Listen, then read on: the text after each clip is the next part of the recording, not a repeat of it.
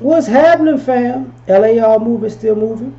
Book is entitled Lessons from a Non-Custodial Father at Amazon, Kindle, and Create Space. Link will be in the description box below as usual. Go get it. PayPal link there also. They asked me to put it up, so I put it up. Thanks everybody for supporting. But this video though, this video is entitled My Review on See You Yesterday on Netflix. Sci-fi, entertaining. I don't know if it's going to be a spoiler alert, but I'm going to say some of the things I saw. Great story, great storyline. I got to give Spike Lee credit for that, you know, entering time travel and all that other stuff. So the characters are what made it interesting. One character was the older brother. Stupid kid, but smart kid.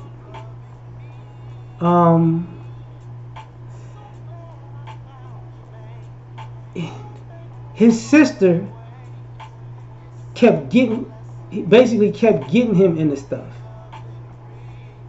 because of her antics. And I'm going to get into her because she's the star of the show. But his response, even when protecting his sister, when the police got involved, you know, just goes left because pride got involved. Disrespect and pride got involved. And that's what happens with young men. You know, you don't like to be disrespected. You're trying to come into your own. You don't like these games. But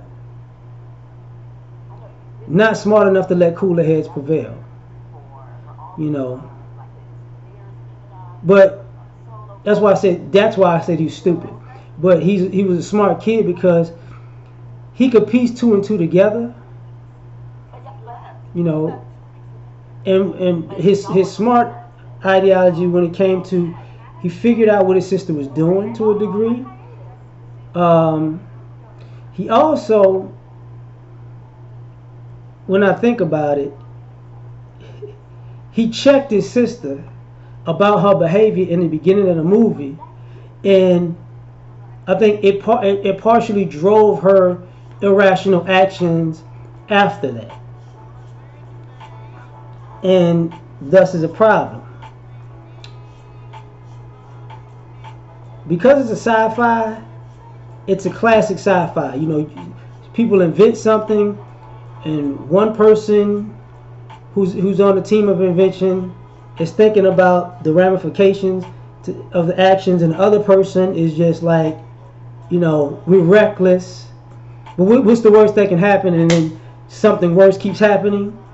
You know, so the boy was the person that was the scientist that was like, look, you gotta, you know, you can't just do this and that. There's still rules and regulations to this.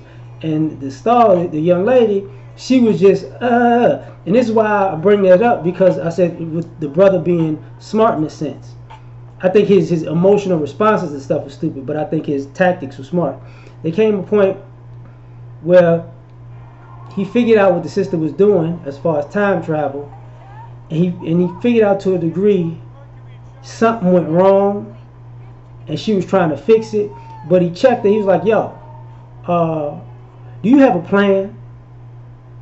And the girl was, "I'm just figure it out, figure it out." And he's like, "No, you just figure it out. How you gonna just figure it out? Like you gotta have a plan. You just going back in time with no plan." And that's to a degree what was problematic.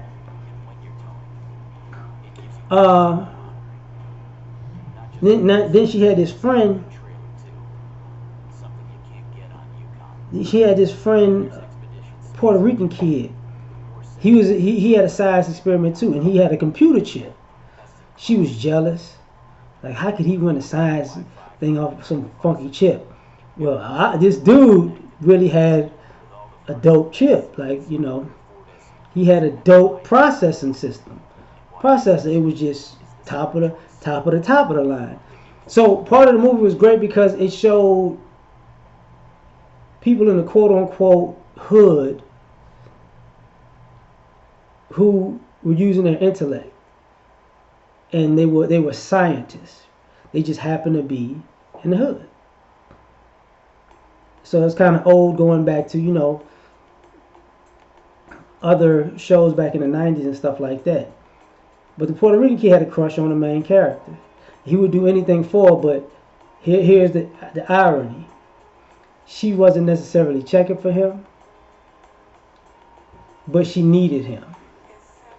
And part of that was her having to eat humble pie and be nice to a person that in one way she was jealous of because of his experiment, in another sense because he had a crush on her.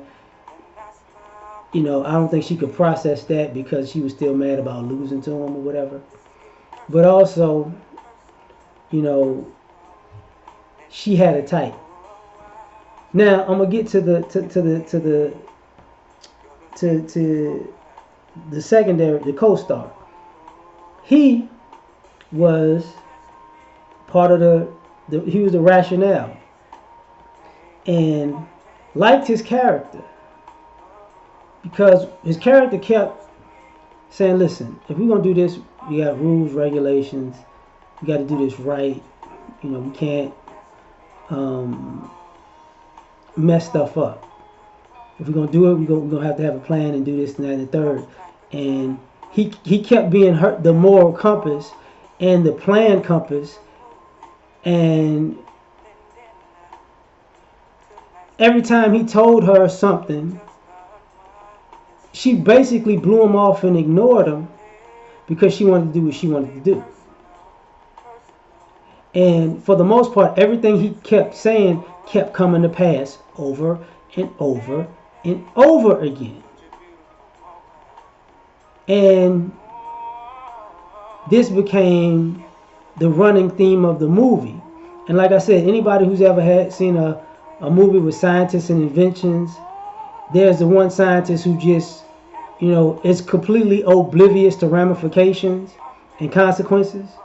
Just completely oblivious, like, even when they used to have the ones with the companies, and then the companies are still their product, and I didn't intend it for this.